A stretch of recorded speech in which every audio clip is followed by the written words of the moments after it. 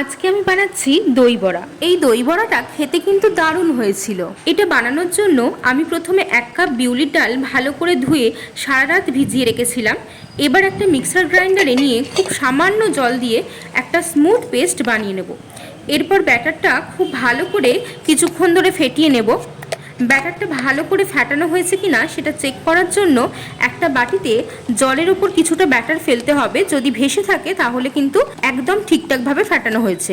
এবার ওই ব্যাটারের মধ্যে স্বাদ মতো নুন, 1 চা চামচ জিরে, 1 চা চামচ মৌরি আর 1 চা চামচ গ্রেট করা আদা দিয়ে ভালো করে মিশিয়ে নেব। এবার একটা কড়াতে সাদা তেল মিডিয়াম ফ্লেমে গরম করতে দেব।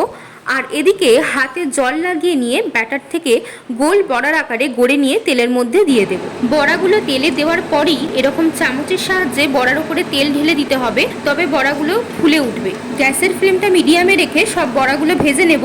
এবার বড়াগুলো তুলে নিয়ে ঈষদুষ্ণ গরম জলে অল্প নুন দিয়ে 30 মিনিটের জন্য ভিজিয়ে রাখবো। তারপর আধ ঘন্টা পর বড়াগুলো থেকে এক্সেস জলটা বের করে নেব। অন্য একটা বাটিতে 1 কাপ টক দই আর 4 চামচ চিনি দিয়ে খুব ভালো করে ফেটিয়ে নিয়েছি।